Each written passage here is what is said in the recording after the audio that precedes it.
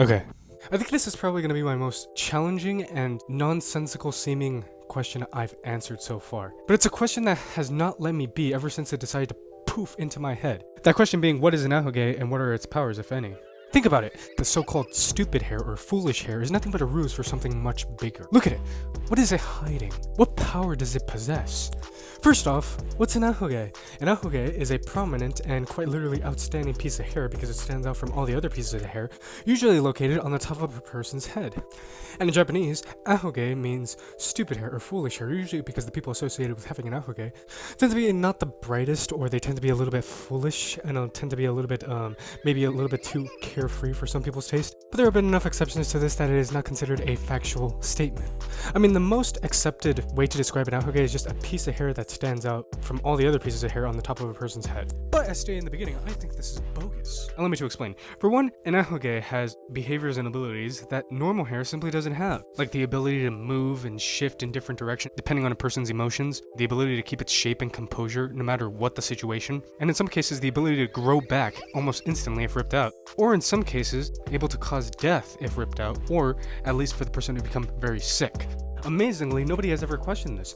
Nobody has ever asked the question of, that piece of hair always seems to retain that exact same shape no matter what it goes through. Or, that girl just ripped her hair out of her head and it grew back in 2.3 seconds. But what exactly is an Ahoge? Well, according to the information that we have to go off of, at least physically, an Ahoge looks and feels like a piece of hair, leading me to believe that the behavior and actions of an Ahoge stem from the source, the head. However, I believe that an Ahoge, with all of its weird, bizarre little antics and behaviors, doesn't grow from the scalp.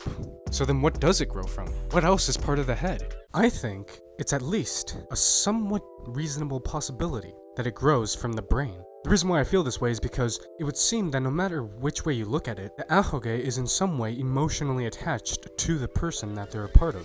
Every single person who I have ever heard have an Ahoge always describes an Ahoge as something that they value dearly and would hate to lose. Many, as I said, allegedly claiming that they would die or become very sick if their Ahoge was removed.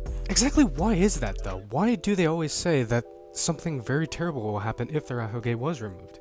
I think going back into the idea of an Ahoge being in some way or another growing from the brain or being attached to the brain, it would explain why an Ahoge moves erratically in accordance to a person's emotions, almost as if it's in some way so attached to the brain that the brain sends signals to the Ahoge, like it would a normal limb, again in accordance to the emotions of the person. Not only that, but it would also explain why some people claim would die if their Ahoge was removed, because if it is in some way attached to the brain, then obviously removing something from the brain would likely be rather detrimental to someone's health. I'm not saying an Ahoge is a piece of brain sticking out of a person's head. That's ridiculous. They wouldn't survive. I'm thinking more along the lines of it's something that is growing from the brain, and it has some level of motor function, made possible through it receiving signals from the brain correlated to emotions.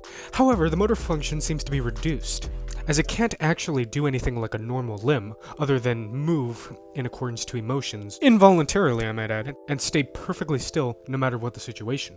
Also involuntarily. Taking a moment to go back into an Ahoge having reduced motor function is able to be given a rating depending on how much it is able to move. The Ahoge comes in at a strong 1 or 2 on the motor function scale.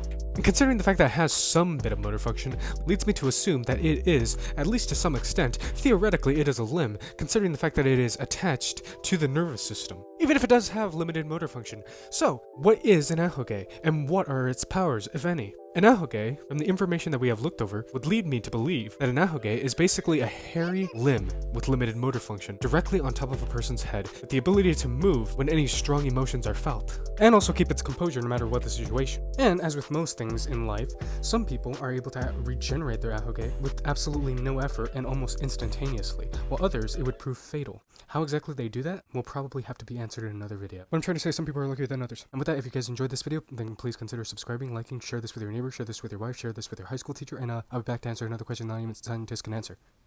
Bye.